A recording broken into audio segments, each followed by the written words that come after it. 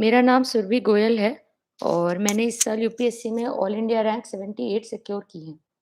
और यहाँ पे मैं कोशिश करूँगी कि मैं आप लोगों के साथ एक लाइव सेशन लेकर आप लोग के डाउट्स को आंसर कर पाऊँ। तो सबसे पहले मैं यूपीएससी टाइम इंडिया को थैंक करना चाहूँगी कि उन्होंने मुझे ये प्लेटफ़ॉर्म प्रोवाइड करा, जहाँ पे मैं आप लोगों के डाउट्स को डिस्कस कर पाऊँ और आप लोगों की मदद कर पाऊँ। और मैं थोड़ा-सा शुरुआत में अपने बारे में बता देती हूँ। ये मेरा तीसरा अटेम्प्ट था। इसमें 2 बार पहले मेरा प्रीलिम्स स्टेज क्लियर नहीं हुआ था और उसके बाद ये मेरा जो तीसरा अटेम्प्ट था, इसमें मैंने अपना प्रीलिम्स, मेंस और इंटरव्यू क्लियर किया है। और उसके अलावा मेरा ऑप्शनल एंथ्रोपोलॉजी रहा। और इससे पहले कि मैं आप लोगों के डाउट्स को एड्रेस करना शुरू करूँ, मैं आप लोग को थोड़ी-सी जनरल गाइडेंस देना चाहूँगी। तो आप लोग को क्या करना चाहिए कि आप लोग को हमेशा प्रीलिम्स के से ज़्यादा मेंस की तैयारी अच्छे से करनी चाहिए। मतलब कि पूरा साल प्रीलिम्स की तैयारी में ना लगाते हुए, आप लोग को पूरा साल मेंस की तैयारी पे लगाना चाहिए। तो मेंस की तैयारी में आप सबसे पहले ऑप्शनल कीजिए मेरे ओपिनियन में, और उसके बाद आप लोग अपनी जीएस की तैयारी शुरू कर दीजिए। और साथ में द हिंदू जो है आपका, या जो भी आपको अखबार पसंद है, इंडियन एक्सप्रेस वगैरह, वो आप अपने ऑप्शनल के साथ ही स्टार्ट कर दीजिए। और जीएस में आप सबसे पहले क्या कीजिए, जीएस में आप पॉलिटी और इकोनॉमिक्स पहले करिए, क्योंकि वो जो है आपके न्यूज़पेपर्स में भी लिंक होते हैं, तो न्यूज़पेपर्स आपको अच्छे समझ में आएँगे। और उसके बाद फिर आप लोग क्या कीजिए, जीएस 1 में हिस्ट्री, ज्योग्राफी और बाकी का जीएस 1, फिर जीएस 2, जीएस 3 और जीएस 4 आप पहले भी कर सकते हैं आप चाहें तो। ऐसे आप हर हफ्ते लिखिए, तो इससे क्या होगा कि जब पेपर होने वाला होगा, मतलब प्रीलिम्स के बाद मेंस का, तो आप तब तैयारी नहीं करेंगे मेंस की, आपकी मेंस की तैयारी पहले से हो चुकी होगी। तो फिर आप आगे जाके अटकोगे नहीं किसी स्टेज में।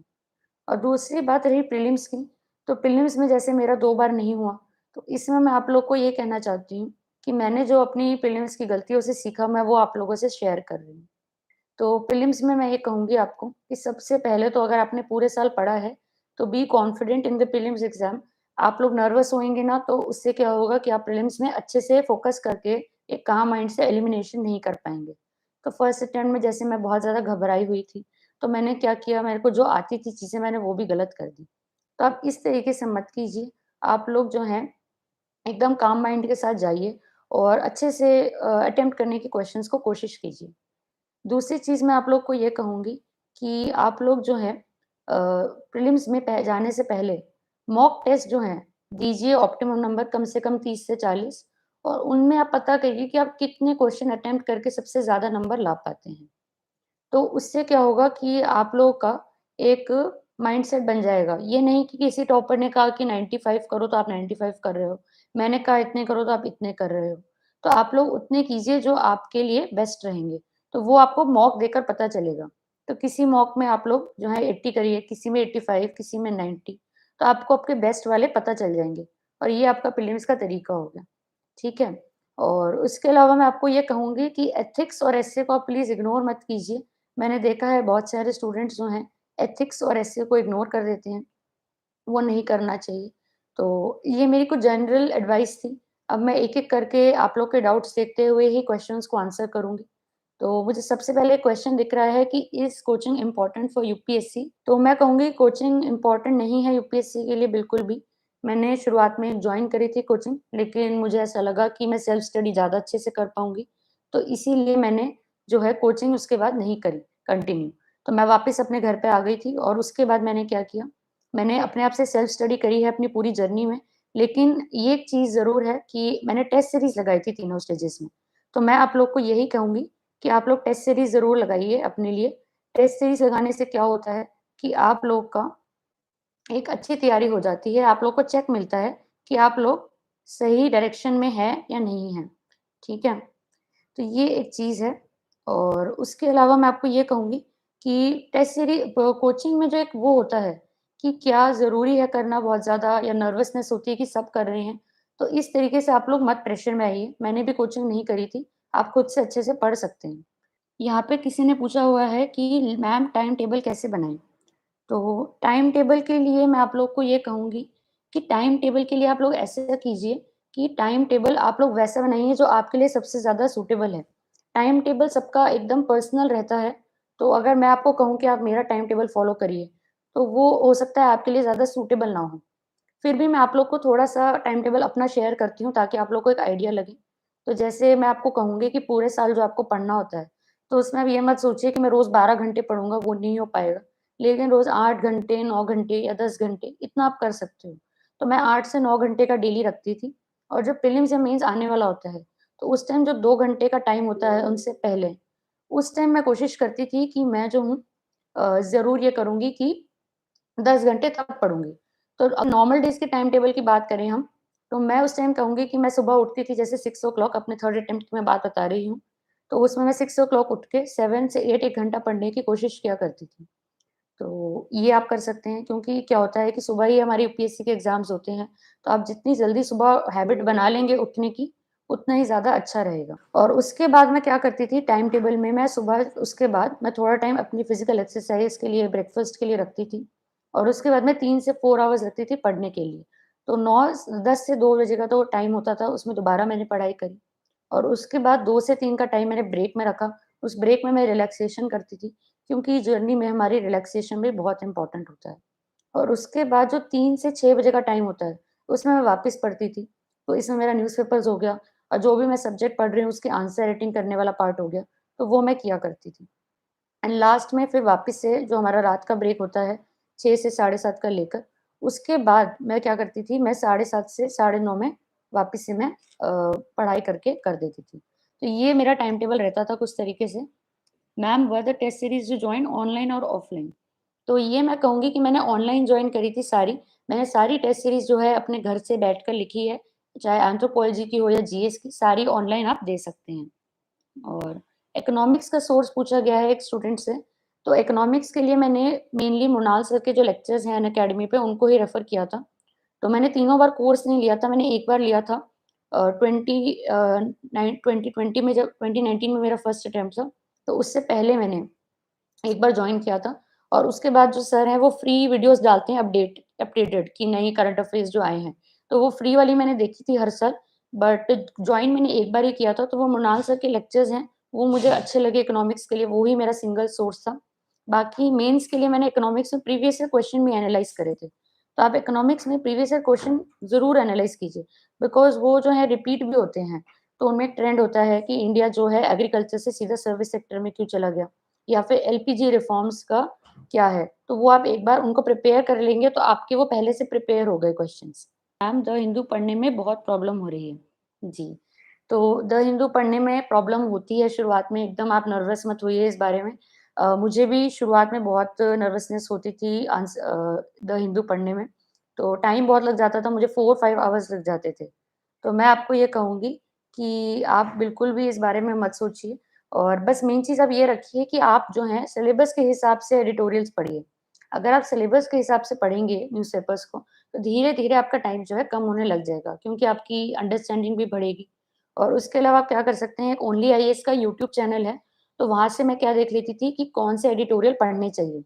तो सेलेक्ट करने में जैसे शुरुआत में थोड़ी मुश्किल होती है, तो वहाँ पे वो डेली एडिटोरियल डिस्कशन डालते हैं, तो पूरी वीडियो तो मैं नहीं सुन पाती थी बहुत बार, लेकिन वहाँ पे ये बताते हैं कि क्या चीज़ कौन सा एडिटोरियल सेलेक्ट करें, तो वो आप कर सकते हैं।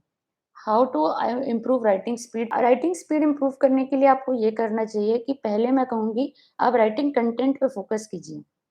उसके बाद आप लोग राइटिंग स्पीड पे फ़ोकस करिए, क्योंकि कंटेंट जब आपका बनने लग जाएगा, तो स्पीड आपकी बाद में नेचुरली आ जाएगी क्योंकि आपको पता चल जाएगा कि मुझे ऐसे-ऐसे लिखना है। मैं आपको एक छोटा-सा एग्ज़ाम्पल देती हूँ कि सपोज़ अगर हम पॉलिटी की बात करें और उसमें जुडिशरी का क्वेश्चन है, तो आपने जुडिशरी का शुरुआत में लिखा कि जुडिशरी जो है article 214 in part of the constitution या 124 in part of the constitution ऐसे करके आपने लिखा, सुप्रीम कोर्ट, हाई कोर्ट का और फिर आपने अपने आंसर में बॉडी में जुडिशरी के बारे में बताया।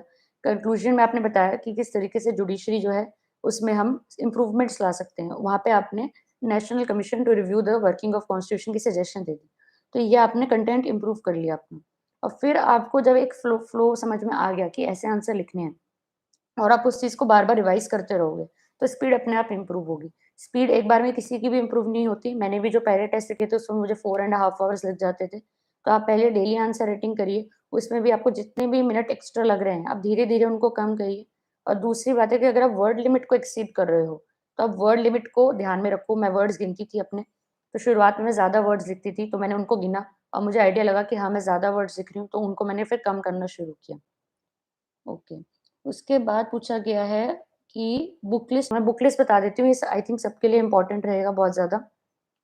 तो बुक लिस्ट के बारे में मैं आपको शुरुआत से बता रही हूँ, प्रीलिम्स की भी और मेंस की भी। तो जीएस 1 से हम स्टार्ट करते हैं। जीएस 1 में सबसे पहले हिस्ट्री आता है। हिस्ट्री के लिए मैंने सिर्फ़ और सिर्फ़ स्पेक्ट्रम को रेफ़र करा था। स्पेक्ट्रम जब मैंने शुरू की थी पढ़नी, तो जब मैंने 2018 में स्टार्ट की थी, तब एक ओल्ड एडी उस टाइम पे 2017 का एडिशन चल रहा था, मैंने वो खरीदा था उस टाइम पे। उस टाइम 2018 का एडिशन रिलीज़ नहीं हुआ था, तो वो ही मैंने अपने थ्रू आउट द ईयर पढ़ी है। तो आप जो भी एडिशन पढ़ रहे हैं, वो आप पढ़ सकते हैं, वो ही सही है। और उसके बाद एंशिएंट हिस्ट्री के लिए old NCERT by R S Sharma और मेडिवल हिस्ट्री के लिए old NCERT by Satish Chandra. ये 3 हो गई आपकी। उसके बाद आर्ट एंड कल्चर आता है। आर्ट एंड कल्चर में मैंने फाइन आर्ट्स एनसीईआरटी को रेफर करा था, क्लास 12th की एनसीईआरटी है वो। और उसके अलावा सीसीईआरटी को मैंने रेफर करा था। तो सीसीईआरटी आपको कैसे मिलेगा? आप गूगल कीजिए सीसीईआरटी और उसमें परफॉर्मिंग आर्ट्स वाला सेक्शन आता है। वहाँ पे 3 चैप्टर्स है परफॉर्मिंग आर्ट्स के, वो मैंने पढ़े थे। और जो इनमें कवर नहीं होता है, फिर वो मैंने नितिन सिंघानिया से कवर किया था बहुत ही कम। नितिन सिंघानिया से मैं आपको कहूँगी कि वहाँ पे भक्ति सूफ़ी मूवमेंट्स का एक अपेंडिक्स है, वो आप ज़रूर पढ़िए। उसकी किताब में वो सबसे अच्छा चैप्टर है मेरे ओपिनियन में। उसके बाद बात करते हैं ज्योग्राफी की।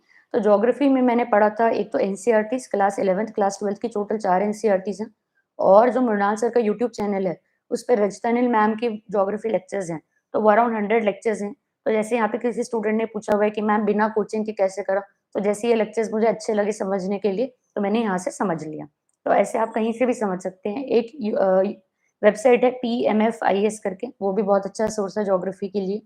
और उसके अलावा अगर हम बात करें वर्ल्ड हिस्ट्री की, तो मृणाल सर की जो वेबसाइट है, murnal.org, वहाँ पे उन्होंने वर्ल्ड हिस्ट्री के नोट्स दे रखे हैं। मैंने वहीं से कवर किया था वर्ल्ड हिस्ट्री। और अगर हम बात करें पोस्ट इंडिपेंडेंस हिस्ट्री की, तो उसके लिए भी क्लास 12th की आती है एनसीईआरटीज़। सोसाइटी के लिए 2 एनसीईआरटी, क्लास 11th और क्लास 12th की। तो ये आपका जीएस 1 हो गया। जीएस 2 में पॉलिटी के लिए हम सबको पता है लक्ष्मीकांत।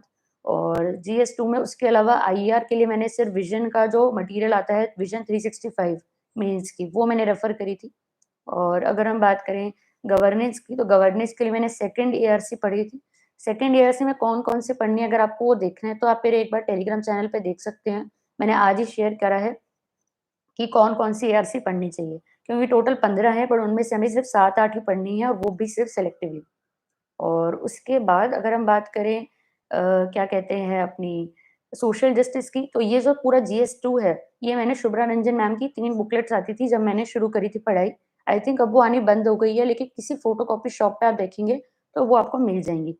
तो वो बहुत अच्छी है, आपकी अगर सोच रहे हैं कि सिर्फ लक्ष्मीकांत से हो जाएगा मेंस जीएस 2 में, तो वो नहीं होगा। तो उसके लिए आपको एनालिटिकल कंटेंट भी चाहिएगा। एनालिटिकल कंटेंट आपको शुभ्रा रंजन किताब में बहुत अच्छा मिलेगा। 3 किताबें आती थी, वो ऑरेंजिश रेडिश, ग्रीन और ब्लूइश कवर होता था उनका। तो वो आप देख सकते हैं, वो बहुत अच्छी किताबें हैं। वो पुरानी हो चुकी है, लेकिन आप फैक्ट्स नहीं ऐड करिए, लेकिन उन किताबों से आपको एनालिटिकल आंसर्स लिखने आ जाएँगे। और उसके बाद जीएस 3 इकोनॉमिक्स मैंने अभी बताया आप लोग को। एनवायरनमेंट के लिए शंकर अय्यर, इसको मैंने रेफ़र किया था, उसकी किताब आती है। और डिज़ास्टर मैनेजमेंट के लिए ज्योग्राफी से कवर हो जाता है वो काफ़ी हद तक। और बाकी जो हमारी NDMA, national disaster management authority की वेबसाइट है, उन्होंने वहाँ पे फ्लड, साइक्लोन इन सब के सजेशंस दे रखे हैं, तो वो मैंने रेफ़र करे थे। और अगर हम बात करें सिक्योरिटी की, तो सिक्योरिटी के लिए मैंने सिर्फ विज़न का वैल्यू एडिशन मटेरियल रेफ़र करा था। तो वो आप गूगल कर सकते हैं, आपको विज़न का वैल्यू एडिशन मटेरियल मिल जाएगा। साइंस एंड टेक के लिए अगेन मैंने विज़न की मेंस 365 देखी थी। और उसके अलावा अगर हम बात करें एथिक्स की, तो एथिक्स में मैं कहूँगी कि आप लोग क्या कीजिए, सबसे पहले तो मैंने लेक्सिकन पढ़ी थी और विज़न का वैल्यू एडिशन मटेरियल पढ़ा था। इससे आप लोग एक बेसिक अंडरस्टैंडिंग लीजिए। और जब आपकी एक बेसिक अंडरस्टैंडिंग हो गई है, उसके बाद आप लोग क्या कीजिए कि अपनी लाइफ़ से और किसी सिविल सर्वेंट की लाइफ़ से एग्ज़ाम्पल्स ऐड करिए।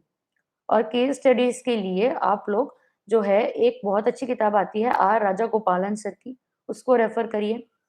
उसमें बहुत अच्छे से बताया गया है कि केस स्टडीज़ में आप क्या-क्या ऐड कर सकते हैं, वैल्यू एडिशन कर सकते हैं, सॉल्व कैसे कर सकते हैं। तो वो ही उसमें प्रीवियस ईयर क्वेश्चन में गिवन है, तो वो ये मेरी पूरी बुक लिस्ट रही जीएस के लिए, ठीक है?